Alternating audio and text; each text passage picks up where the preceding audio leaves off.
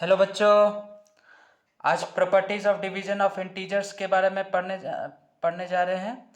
इसके पहले भी दो प्रॉपर्टीज़ के बारे में डिस्कशन कर चुके हैं, ठीक है, लेक्चर 9 में। ये लेक्चर 9 का पार्ट 2 वीडियो हुआ, ठीक है। आप चाहे तो मेरे चैनल कॉन्सेप्ट मैथ्स में जाके सी का जो लोगो है उस पर क्लिक करके मेरे सारे वीडियोस देख सकते हैं इंटीजर से जुड़े हुए। ठीक है, आगे बढ़ रहे हैं। दो प्रॉपर्टी तो हम ऑलरेडी डिस्कशन कर चुके हैं, प्रॉपर्टी 1 का और प्रॉपर्टी 2 जो दूसरा प्रॉपर्टी था, ठीक है, वो दोनों का डिस्कशन हो चुका है। अब प्रॉपर्टी नंबर 3 में बढ़ते हैं, तीसरा प्रॉपर्टी में डिवीजन ऑफ इंटीजर्स का। तीसरा प्रॉपर्टी ये कहता है कि मान लीजिए अगर ए कोई इंटीजर है, if A is an integer, मान लीजिए ए कोई इंटीजर है, ठीक है, ए कोई इंटीजर है, तो a डिवाइडेड बाई 1 जो है, a divided 1 equal to a हो जाएगा, ठीक है। जैसे एग्जांपल लेते हैं,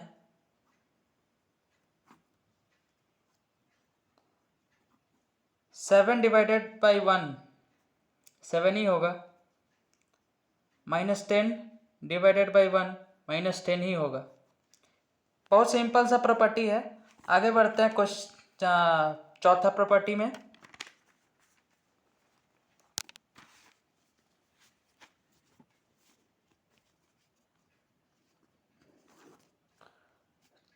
चौथा प्रॉपर्टी ये कहता है ए कोई इंटीजर है और कंडीशन ये दिया हुआ है कि a is not equal to 0। एकदम दिमाग में रखिएगा कंडीशन को, दिमाग में, कि a is not equal to 0 है, याद में रखना।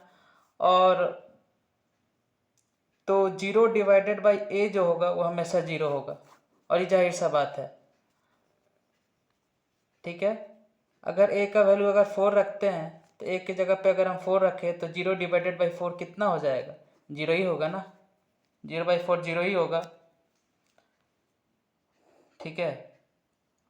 और आप जान रहे हैं अगर ए इक्वल टू 0 होता, अगर ए 0 होता तो 0/0 क्या होता? इनडिटर्मिनेट फॉर्म हो जाता, है ना। इसलिए कंडीशन दिया हुआ था कि a is not equal to 0, ठीक है। चलिए आगे बढ़ते हैं। और ये भी कहा है कि बट ए डिवाइडेड बाई 0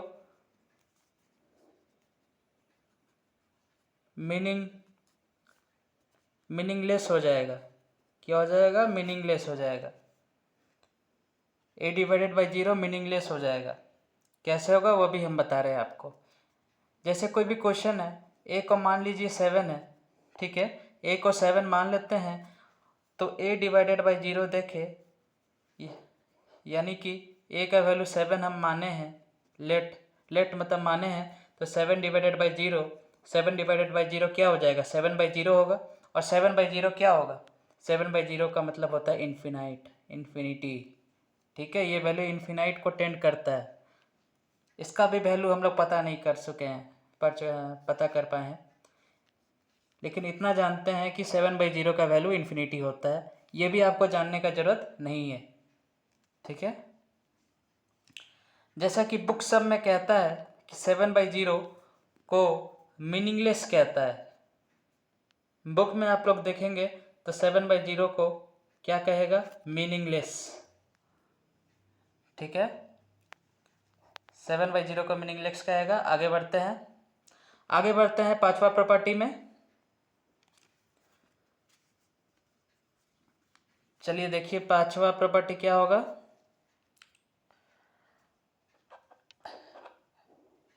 अगर ए बी सी अगर कोई इंटीजर है, आर इंटीजर्स, ठीक है, और सी इज़ नॉट इक्वल टू 1 है, ठीक है। बस ध्यान देते चलिए, ठीक है, जो कह रहे हैं बस ध्यान देना, ठीक है। तो A divided by B divided by C जो होगा, अगर C is not equal to 1 है, तो A divided by B divided by C जो होगा is not equal to A divided by B divided by C bracket में, ठीक है। इसका मतलब division of integer is not associative, ठीक है। डिवीजन ऑफ इंटीजर एसोसिएटिव नहीं होगा, ठीक है। कॉम्यूटेटिव का भी बात कर सकते हैं, ठीक है।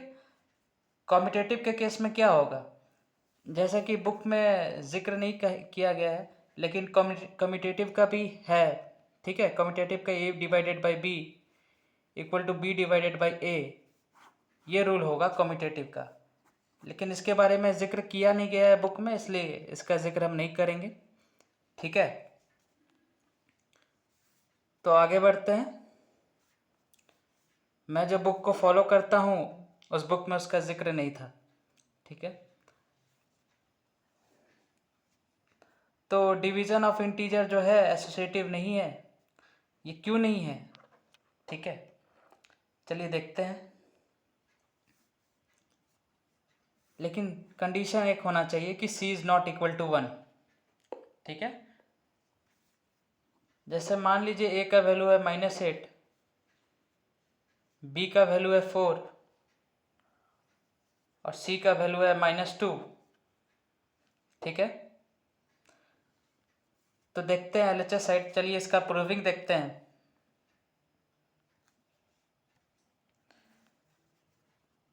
LHS क्या कहता है, a divided by b bracket में डिवाइडेड बाई सी।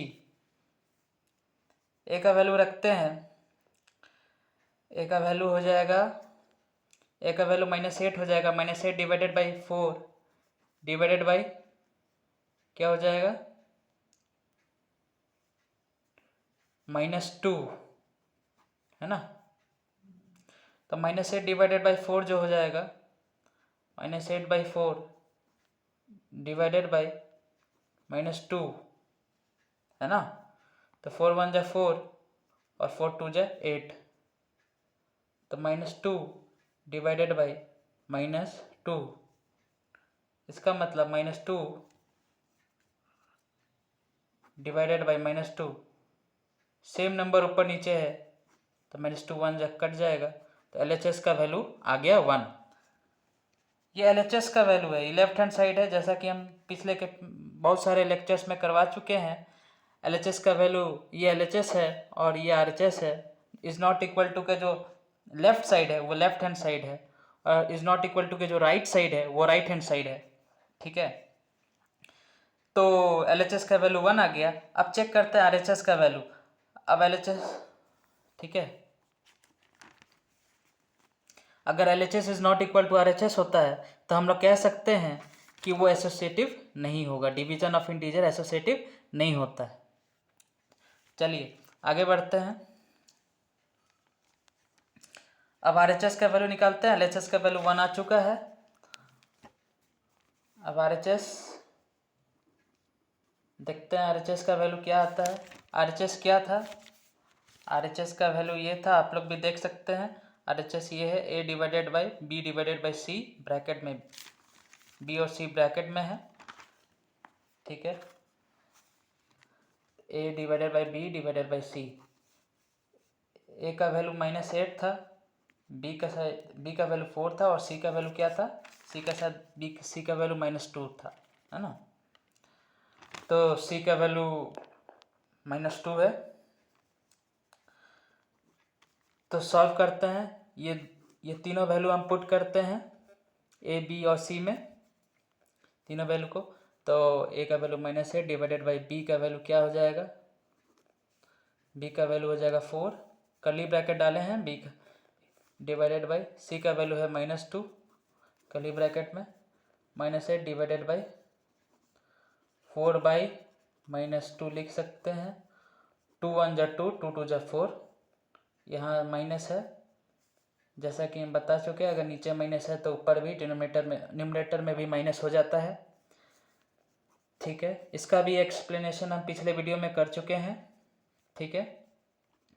तो -8 डिवाइडेड बाई -2 हो गया। -8 डिवाइडेड बाई -2 को -8 डिवाइडेड बाई -2 ऐसे लिख सकते हैं। माइनस माइनस कैंसिल हो जाएगा।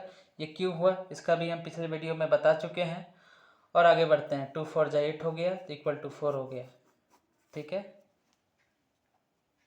तो इसका आंसर 4 हो गया। RHS का वैल्यू 4 आया। कुछ भी अगर डाउट है तो फिर से आप वीडियो रिवाइंड करके देख सकते हैं। मेरे वीडियो पॉज करके आप देख सकते हैं। ठीक है, तो चलिए आगे बढ़ते हैं। RHS का वैल्यू 4 आया है और LHS का वैल्यू क्या आया था? LHS का वैल्यू 1 आया था। मतलब LHS और RHS का वैल्यू अलग अलग है। तो LHS हम लोग कह सकते हैं कि LHS is not equal to RHS। तो डिवीजन ऑफ इंटीजर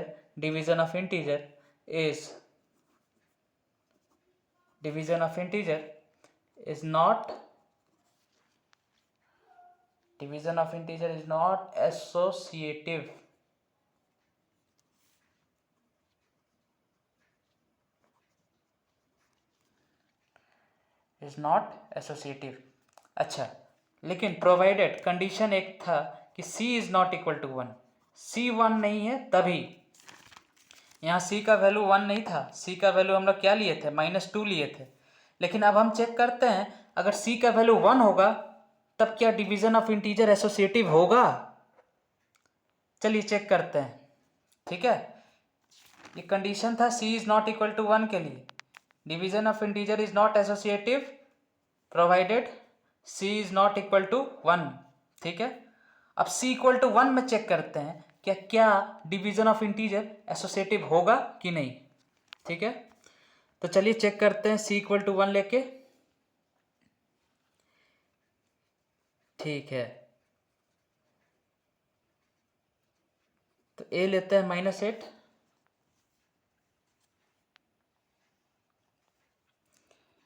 और B लेंगे 4 और C को 1 लेंगे। इस बार इस केस में हम लोग C को 1 लेंगे। पिछले बार C को -2 लिए थे, इस बार 1 लेके देखते हैं कि क्या डिवीजन ऑफ इंटीजर एसोसिएटिव होगा कि नहीं।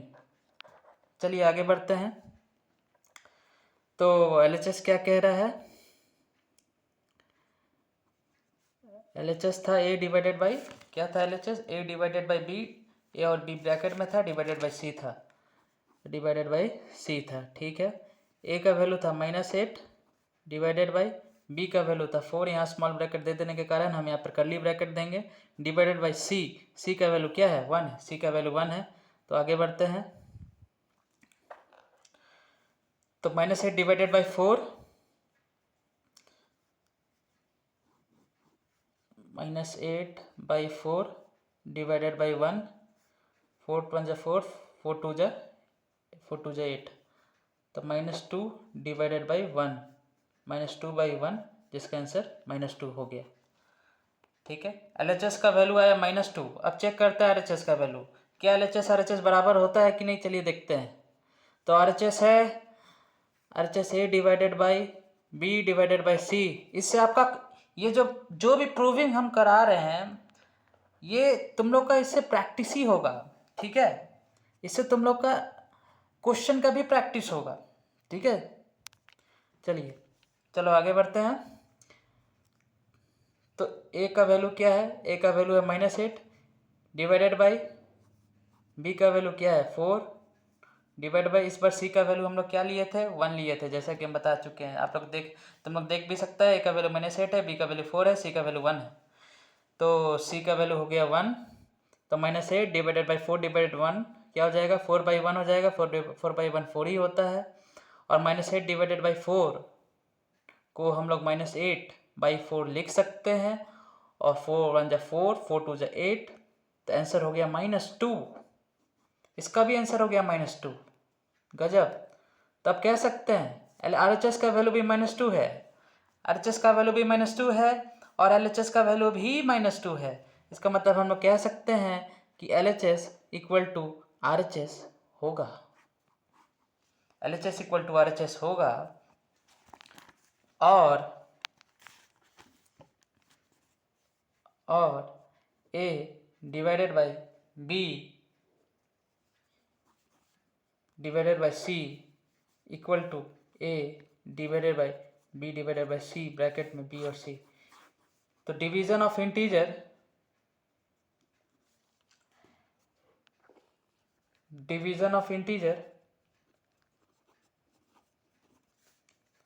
is associative provided c equal to 1। मतलब हम लोग देखें कि c equal to 1 पे अगर वैल्यू रखे तो डिवीजन ऑफ इंटीजर जो है वो एसोसिएटिव है। ठीक है, तो चलिए इसके नेक्स्ट प्रॉपर्टी को हम इसके नेक्स्ट लेक्चर में डिस्कशन करेंगे। आज के लिए इतना ही। ठीक है, थैंक यू।